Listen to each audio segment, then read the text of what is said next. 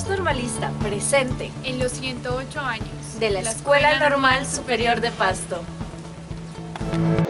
Buen día, nos encontramos en esta cápsula informativa con la doctora Araceli de Tesanos, licenciada en Ciencias de la Educación, certificado en Pedagogía, Facultad del Magisterio, Universidad del Estudio en Florencia, Italia, maestría en Investigación Educativa, Universidad Iberoamericana, en México, DEA en Estudios Ibéricos e Iberoamericanos, especialización en Historia en la Universidad de París, doctora en Letras y Ciencias Humanas, maestra en Escuela Normal Superior, Buenos Aires, República Argentina, Institutos Normales María Stagnero de Munar y Joaquín L. Sánchez, de Montevideo, Uruguay. Bienvenida. Muchas gracias. Bueno, la primera pregunta es, ¿qué es para usted ser maestra? Para mí ser maestra tiene como dos dimensiones que son muy importantes. Una que tiene que ver con tener muy claro que la escuela pública es el espacio donde se genera, se crea y se fundamenta la democracia, y que por lo tanto los maestros tenemos una obligación ética de entregarle a los niños y hacer que los niños aprendan a convivir entre ellos más allá de sus religiones, de su raza, de sus colores, de sus opiniones, y que hay un espacio donde siempre se puede conversar racionalmente. Es como entregarle una cierta racionalidad a la sociedad y, por otro lado, impulsar a la creación de mundos diferentes, o sea, donde uno puede crearse su propia forma de ser, sus propios modos de vida, y eso los maestros tenemos que ser capaces de hacerlo, entendiendo las diferencias que uno tiene, porque cuando uno está en la sala de clase vive en un mundo totalmente distinto, porque cada uno de estos muchachitos que tiene es un ser humano distinto.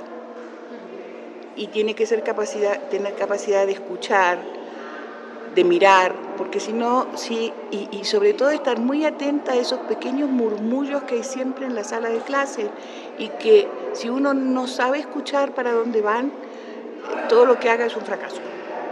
Eso es el maestro. Doctora Araceli, ¿cuál cree que es el mayor problema que se le puede presentar a un maestro en el aula de clase? Yo creo que no hay un mayor problema, hay como dos o tres que son muy serios. Primero, que lo que acabo de decir, o sea, los maestros normalmente planificamos nuestras clases cuando somos gente seria, ¿sí? Entonces, si uno no tiene la intuición, los franceses tienen una expresión muy bella para eso, se llama el pif. Porque uno puede haber trabajado durante 3 días preparando una clase que considera que va a quedar fantástica, ¿sí? Pero resulta que cuando llega a la escuela, el Juan se peleó con el Pedro, se agarraron a combos en la clase, a trompazo limpio, hay un lío espantoso adentro de la clase, entonces uno no puede empezar con lo que planificó. Uno tiene que ser capaz de reconstruir y poder armar y volver a reconstruir un ambiente razonable para poder empezar a trabajar. Si el maestro no es capaz de hacer eso, no puede ser maestro. Y el otro tema que es muy importante es que uno tiene que disfrutar con lo que hace, o sea, pasarlo bien. Y si uno lo pasa bien, los muchachos también, siempre. O sea, ellos reconocen cuando tienen un maestro buena onda, como dicen ellos, ¿sí? Un maestro que los escucha, un maestro que vive la vida.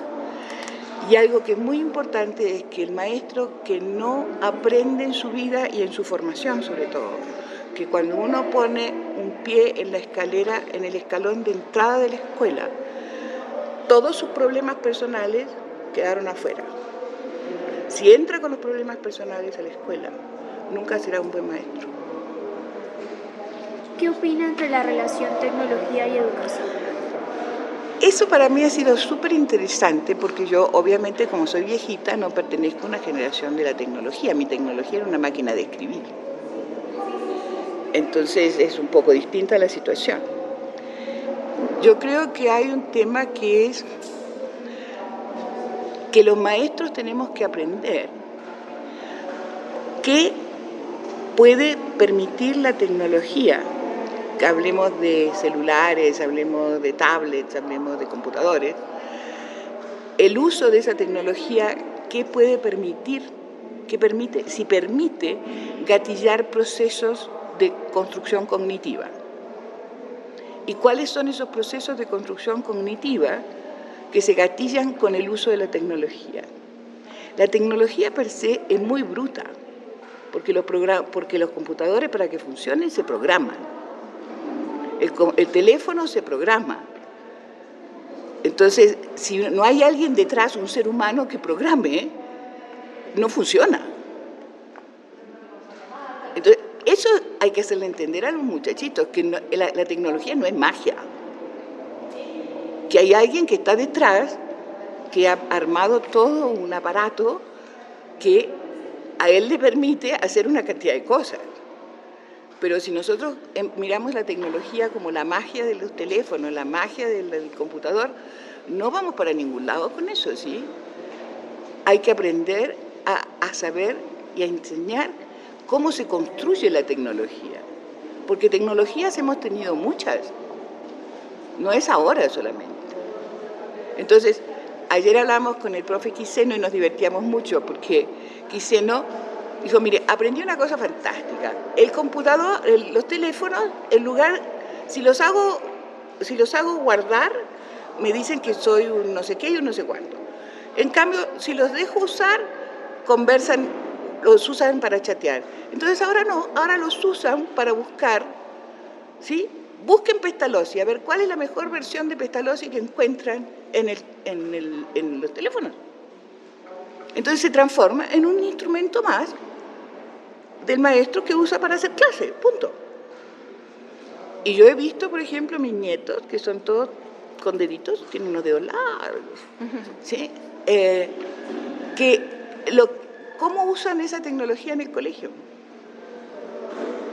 Entonces, es una tecnología que sirve para mirar videos, para entender lo que pasa en Siria, para muchas cosas. Entonces, yo no soy reacia a la tecnología, todo lo contrario. Pero yo creo que el maestro tiene que saber, primero, cómo se construye, y segundo, qué capacidades tiene, qué posibilidades le da a él de gatillar procesos de cognición. Teniendo en cuenta toda su época de estudiante secundario, de primaria, ¿qué docente recuerda con más afecto, con respeto o admiración y por qué? Mire, yo tengo imágenes de maestras bien exóticas, porque como fui a un colegio de monjas irlandesas, mis maestras eran monjas irlandesas, en Buenos Aires, además. Entonces tuve una monja que venía al colegio de marzo, llegaba a mediados de abril en general, hasta septiembre, porque estaba haciendo su doctorado en el Trinity College de la Universidad de Irlanda, de Dublín. Ella, por ejemplo, nos enseñaba geografía. Nos enseñó a recolectar piedras, nos enseñó a mirar piedritas, nos enseñó a observar con un microscopio la tierra. Olvídese, o sea, esa monja era una maestra fantástica. Yo creo que nunca fue maestra, pero no importa.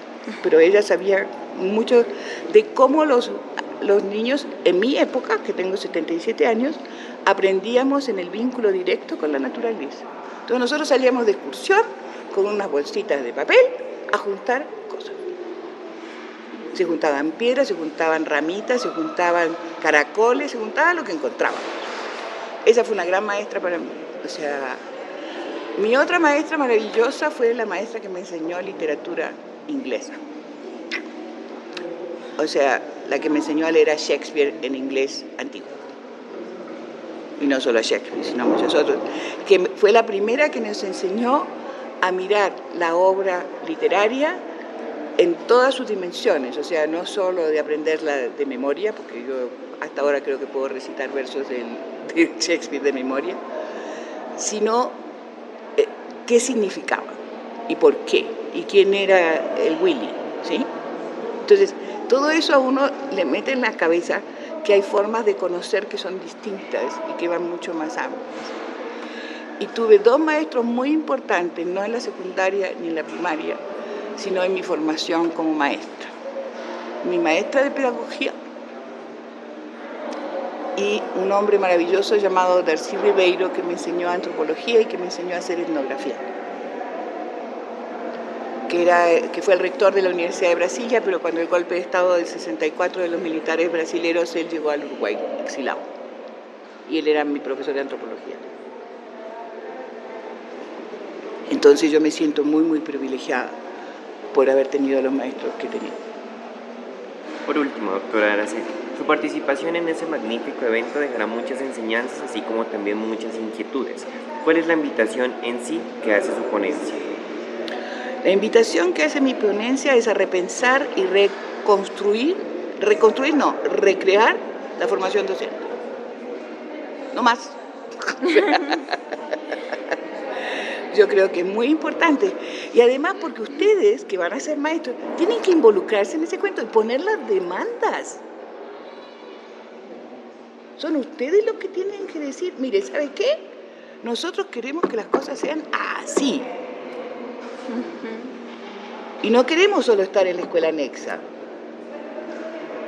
Queremos ir a muchas escuelas a ver cómo son otras, por ejemplo.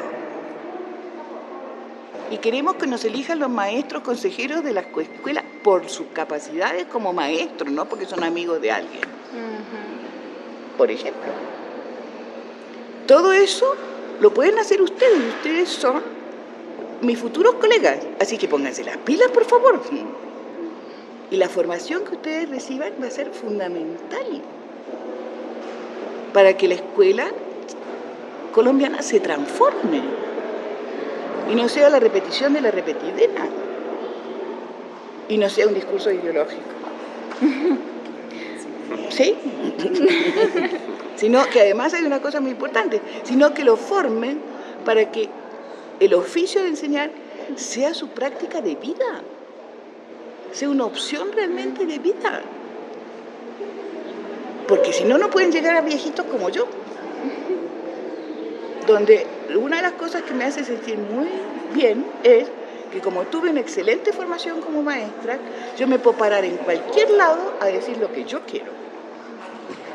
Y eso espero que les pase a ustedes también. Muchas gracias.